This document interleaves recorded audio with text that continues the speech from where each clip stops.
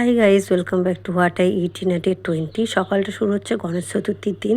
সেদিন গণেশ দেবকে পুজো দিয়েছিলাম, যেরকম বাড়িতে অন্যান্য দিন পুজো দিই সেরকমই পুজো দিয়েছিলাম। আর খেয়ে নিয়েছিলাম লাড্ডু ভোগ প্রসাদ। তারপরে নিয়ে বসে পড়েছিলাম একটু হরলিক্স আর বিস্কুট। তো সকালবেলায় এটাই ছিল জলখাবার প্লাস আমার সকালের খাবার, আর কি প্রথম মিল। তো এটাই খেয়ে নিয়েছিলাম। খেয়ে নেওয়ার পর একটু চাউমিন বানিয়েছিলাম, সবার জন্যই বানিয়েছিলাম। তো ভাবলাম যে আমিও একটু নিয়ে বসে পড়ি।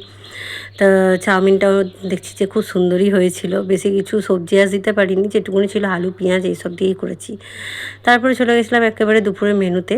আজকে বানিয়েছিলাম কাঁটা চচ্চড়ি, আমিই বানিয়েছি মাছের মাথার কাঁটা চচ্চড়ি।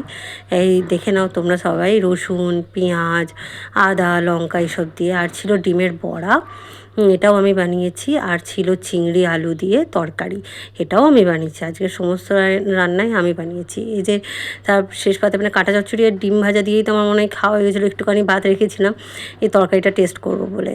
আর এই ছিল, দেখতেই পাচ্ছ চিংড়ি মাছগুলো কীরকম সাইজের রয়েছে।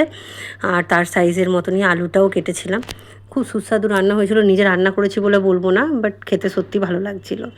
তারপরে সন্ধ্যেবেলায় নিয়েছিলাম সিঙ্গাড়া আর একটু ডাল মাখা দিয়ে মুড়ি। এই ছিল সন্ধ্যেবেলার মেনু। তারপরে তো আরেকজন তো আছেই, যে সবসময় মানে আমি খাবার নিয়ে বসলেই চলে আসবে। তো ওকে ওই 2-4টে আর কি মুড়ি ফেলে দিচ্ছিলাম, ও ওই খাচ্ছিল। আজ বহুদিন পর আর কি আমার হাতে খাওয়া। তো তারপরে রাতে চলে গেছিলাম। রাতের মেনুতে আমি বানিয়েছিলাম একটু তালের ক্ষীর। তো তালের ক্ষীরটা আর বানিয়েছিলাম তড়কা। তো তড়কাটা আগের দিনেরই ছিল, ওইটাই নিয়ে নিয়েছিলাম রুটি।